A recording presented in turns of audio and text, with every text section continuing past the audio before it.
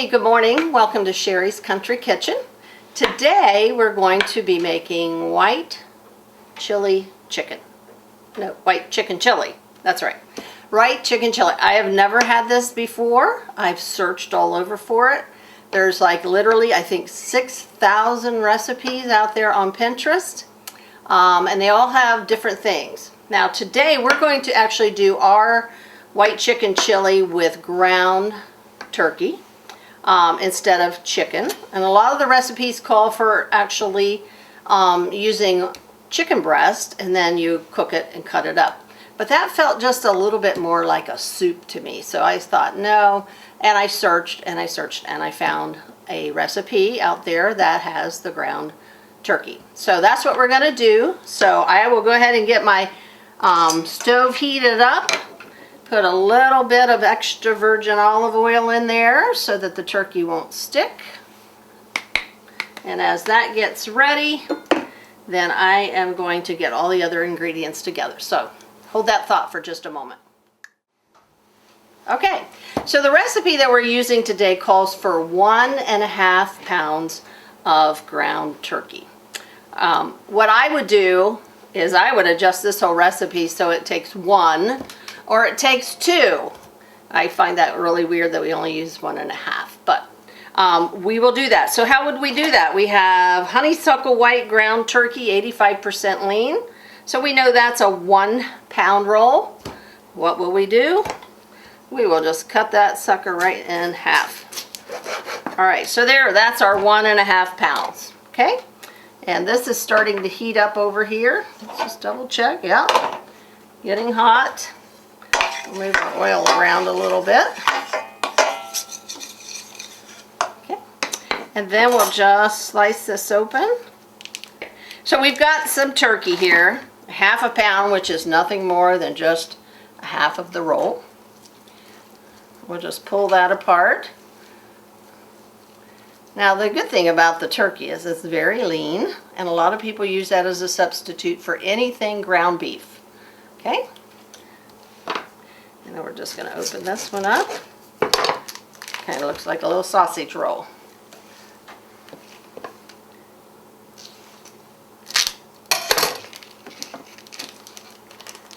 Oh. And that's very cold still. This is going to make quite a bit. Can you tell? It's going to make quite a bit. And that'll kind of warm up as it heats up. All right. Now, while that sits there and gets ready to simmer, I'm going to go ahead and get that onion out and hope that it doesn't tear me up in the meantime, and we'll get that all chopped up while this cooks. Okay. All right, so we're back. That's starting to sizzle a little bit, and we have an onion, and the recipe just says 1 onion chopped. So, being an experienced cook, I've got to try to figure out what is 1 onion chopped, okay? Well, I don't want to overdo it, so I just kind of got a medium onion. I think if it was a little bit of onion, they might have told me how much, like 1/4 cup or something like that.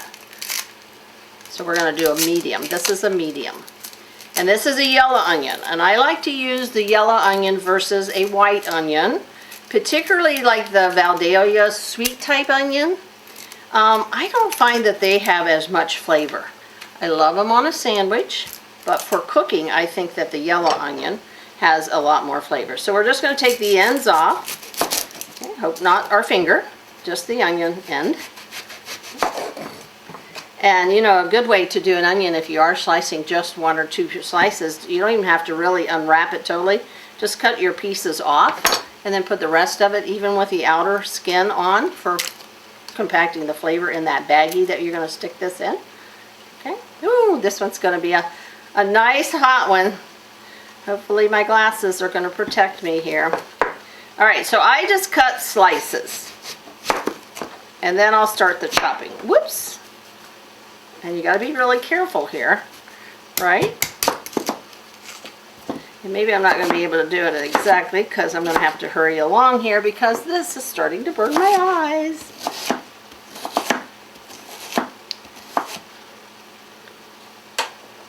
I hear this sizzling. You're probably seeing that it's starting to get hot.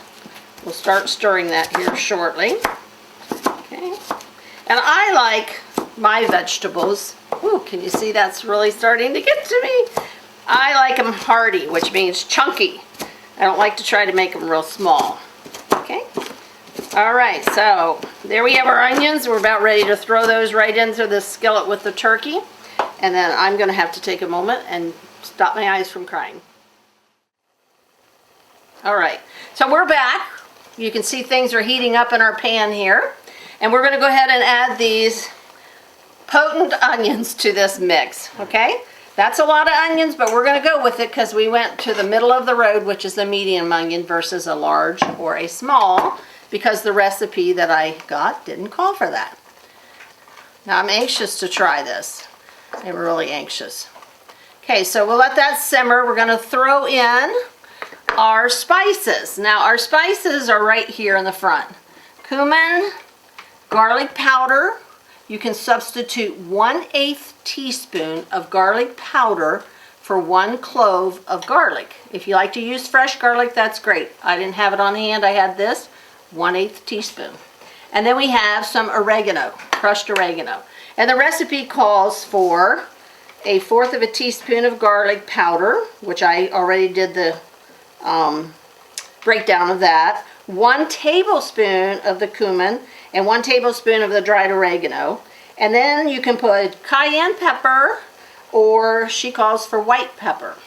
And then I added a little salt. She had no salt on her recipe out there on Pinterest, so I added a little salt. And a good cook always tastes, because you might need to add more salt, or you may wish that you hadn't added so much of the oregano or whatever. But we're going to go with what she's got. We'll just sprinkle that in there lightly, all around. Okay. Get all that out of there, and then we'll start smelling that good aroma, won't we? All right, so we'll let that simmer a little bit. Now while that is doing that, it calls for 3 cans of cannellini beans. Now when I was doing the search for this, I was like, what the heck is a cannellini bean? I've never heard of that. White beans, Great Northern beans, white beans that you use when you're making baked beans, but never this. So I had to do a little research, found out, I don't know if you can see this or not, it's nothing more than a white kidney bean, okay? We use the big red chunky kidney beans in chili, and that's exactly what this is. It's a white kidney bean. So what she calls for are 2 cans that we're going to pour in, and then 1 can that's going to be made into soup. Okay. So you could, if you had a blender, you could do a blender with this. If you had a food processor, you could do that. And this is just really going to thicken up the broth. That's really what that's all about. And so will the cheese that we're going to get out of the fridge later and put in there. So we'll go ahead and finish this up while this is cooking over here. You can start to smell that, and we'll just be right back. Okay, we're back, and everything in this skillet is smelling wonderfully good. The other thing that we're going to add now is the little chopped green chilies, and she calls for 2 of these. Okay, and that's what it looks like. Smells like little chili peppers, so we're just going to add those now.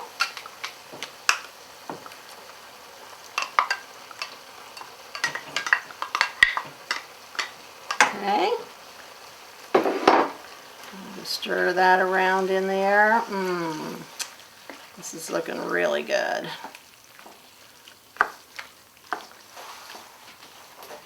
Okay. And then next, we're going to stir in these mashed up beans, which are going to give the broth some body. Okay. Put those all in there.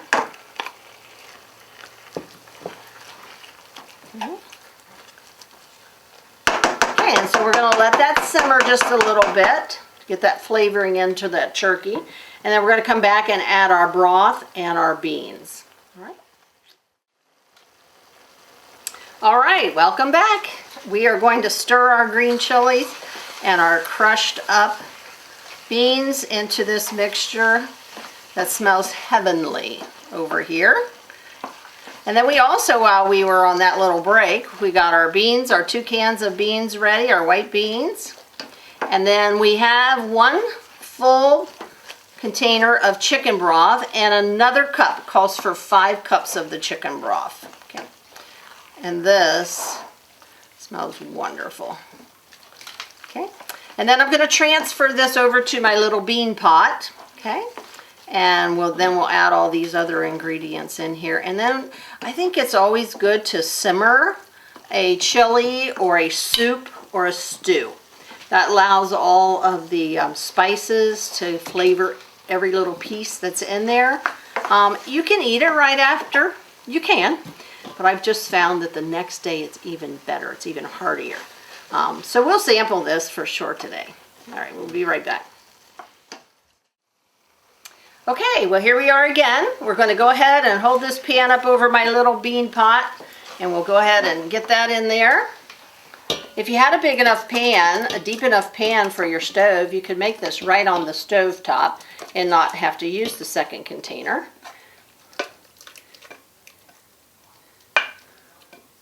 Okay. All right, so then we're just going to go ahead and add the extra cup. And this is just chicken broth, okay? And it's so wonderful that you can go right to the store and buy the little cartons of chicken broth. And you can use this in so many different things that you make. And this carton holds 4 cups, we determined, by doing a little math problem here. But then somebody noticed that it says right on the side. So, very good.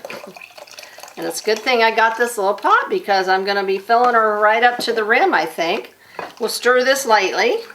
Okay. And then we have another jar of the cannellini. A new one to me.